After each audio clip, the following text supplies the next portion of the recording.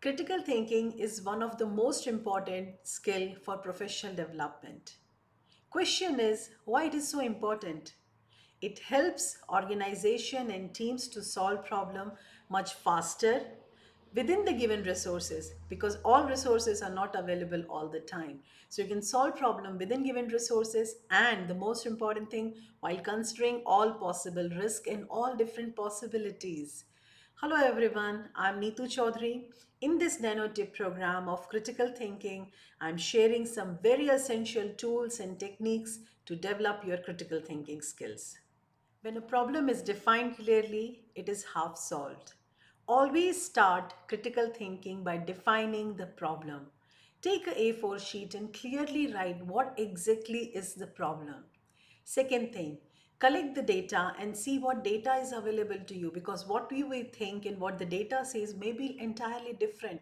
So always collect the data for different duration and see what is the pattern of the data.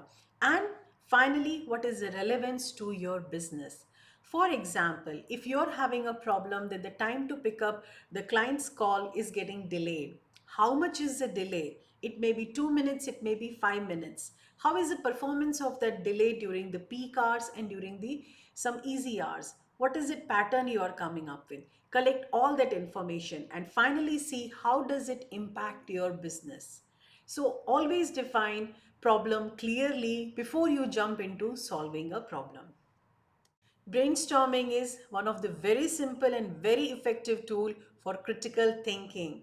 We all come with certain experience and think in certain direction. But when we all sit together in a meeting room, we bring entirely different perception towards the same problem. And when we combine it, we can find the best possible solution. Do not criticize or decline any idea.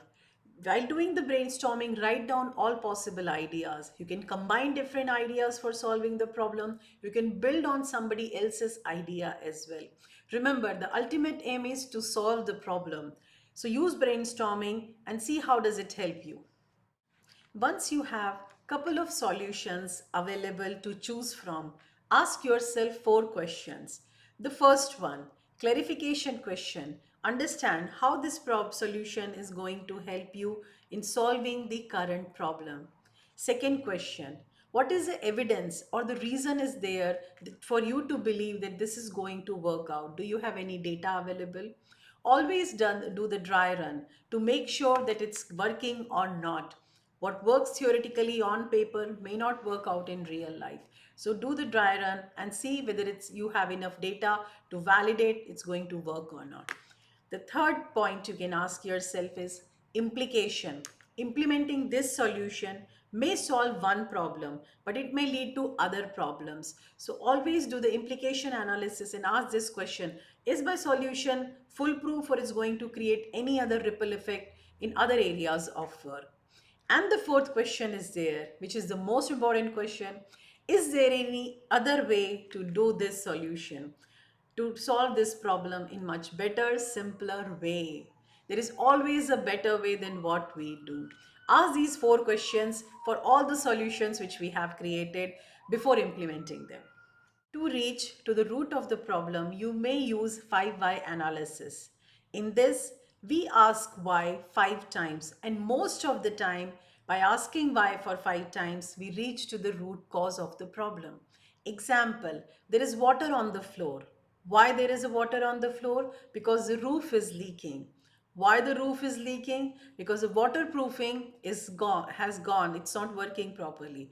Why the waterproofing is not working? Because the contractor did not put the proper waterproofing on the roof. Why he did not put it? Because the quality analysis was not done properly. Why the quality analysis was not done properly? Because we don't have any quality team in place. So that's the root cause. Cleaning the floor is not the ultimate solution, but fixing the root cause is the ultimate solution for it. For analyzing any problem, ask three simple questions. We have this solution in front of us. How can we do this faster, easier, and in cheaper way? Is there any possible way that the same solution can be implemented in much faster way, much easier way with less number of efforts and at the lesser cost?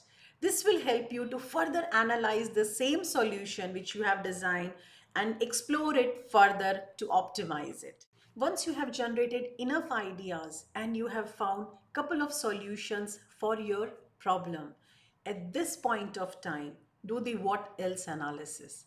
Ask your team and yourself, what else is possible? Is there anything we are missing?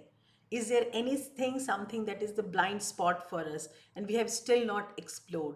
So ask this question, what else, 5 times, and try to find at least 5 things which you might have missed, but it is very critical for solving your problem. Some ideas may look weirdest and impossible and unrealistic.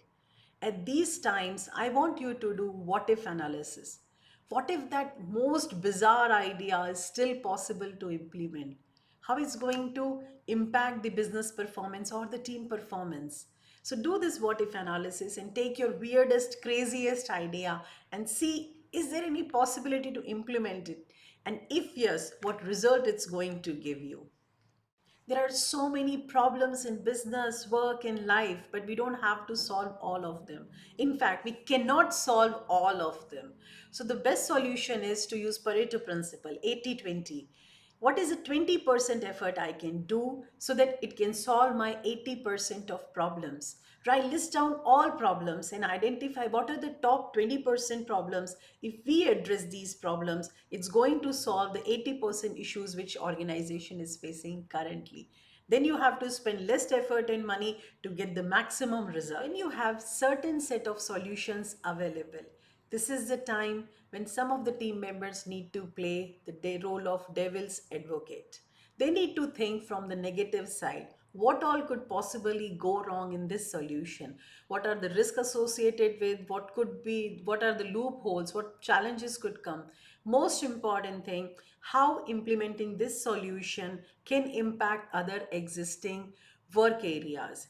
All these things need to be considered before we implement the solution in the real environment. Brain is more creative under stress. So create the sense of urgency. If you give 1 year time to solve a problem, it's going to take 1 year. But if you give 1 week time to solve a problem and come up with multiple solutions, it will take 1 week time. So create the sense of urgency and see the magic of human creativity. This nanotip program, you have learned some of the most efficient and extremely simple to use critical thinking tools.